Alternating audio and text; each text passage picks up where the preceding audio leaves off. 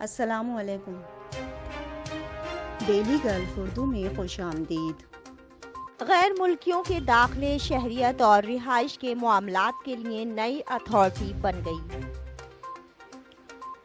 تفصیلات کے مطابق متحدہ عرب امارات میں غیر ملکیوں کے داخلے، شہریت، پاسپورٹ اور رہائش کے معاملات کے لیے نئی اتھارٹی بن گئی۔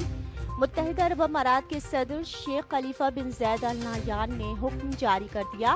نئی وفاقی اتھارٹی 3 اداروں کو ضم کرے گی۔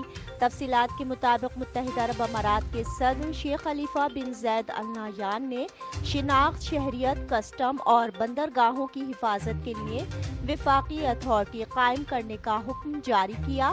نئی اتھارٹی فیڈرل اتھارٹی برائے شناخت اور شہریت، فیڈرل کسٹمز اتھارٹی اور جنرل اتھارٹی برائے بندرگاہوں، بارڈرز اور فری زونز سیکیورٹی کو ضم کرتی ہے۔ اتھارٹی شہریت، پاسپورٹ، ملک میں غیر ملکیوں کے داخلے اور رہائش کے معاملات کو منظم کرنے، بندرگاہوں، سرحدوں اور آزاد زونز کی سیکیورٹی کو فروغ دینے اور ان کی کارکردگی اور تیاری کو بڑھانے کے ساتھ ملک میں کسٹم کے کام کو منظم کرنے کی ذمہ دار ہے۔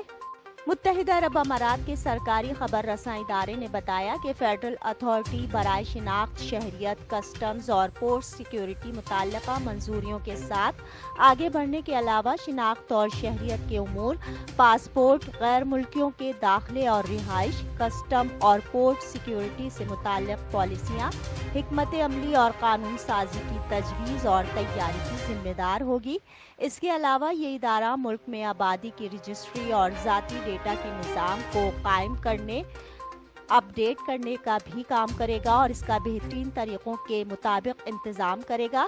نیز تمام رہائشیوں اور UAE کے باشندوں کو شناختی کارڈ کے اجرا کو یقینی بنانے کے لیے نظام، پروگرام اور طریقہ کار ترتیب دے گا۔